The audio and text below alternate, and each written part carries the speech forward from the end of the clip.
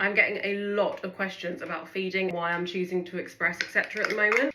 It'll be a perfect opportunity to make a little video about it whilst I do my daily facial. Firstly, can I just point out that I am in absolutely no way a breastfeeding expert. Didn't really breastfeed my other two, which is why I wanted to breastfeed Odie more. I just feel completely different about it this time round. With Ozzy and Ola, I didn't love the idea of breastfeeding. I'm really enjoying it with Odie this time round. So I exclusively breastfed up until 4 weeks. And last week I had a lunch planned that has been planned for months and months and months that I couldn't take Odie to. For that lunch, I had to start expressing previously anyway to make sure that my mum had enough milk for Odie whilst I was out for the day. I think I was expressing for a bit over 2 weeks just to try and make sure that she had about 4 or 5 pouches of milk for Odie for that day. Another reason is I want Odie to be able to take a bottle. I am going to introduce some formula for him to be able to take both. I have heard of children who literally will refuse a teat of a bottle or a dummy. I just want to encourage it to make sure that if someone else does need to feed Odie, they can. Thirdly, I am trying to build up my milk supply a little bit because I do feel like Odie is an extremely hungry baby. He's not small. Oh, look.